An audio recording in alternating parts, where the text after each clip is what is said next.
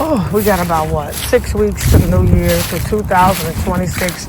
You guys know, what are you going to be doing? What are you promising yourself that you're going to be doing in 2026? Is it going to be eating better, taking care of your health, having a better communication with your family, or staying away from your bloodline, working on business, family, making better connections with people so that you can increase your income? And a lot of people are going to need that personal experience, technology. So what are going to be some of your goals mentally, physically, spiritually, emotionally, and financially? Well, we know, you guys know. You know what I'm going to say. The tax debt relief lady. Let's get our IRS issues together.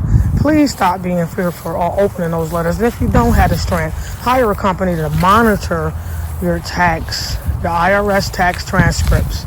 The services that people will monitor. If you're busy like a nurse, hair stylist, entrepreneur, you own a cleaning company, I don't know, whatever you do, but you're busy.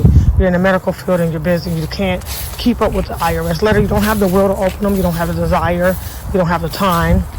And you got to take the next step, because you can't bring those old tricks into 2026. You got to take care of your IRS tax debt, because they do have AI, and AI is going to be spitting out those letters left and right.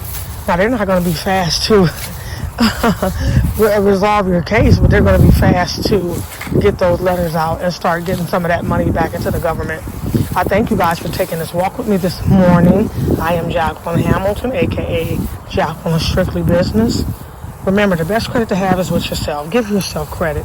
You've done some amazing things in your life, as well as God. Love you.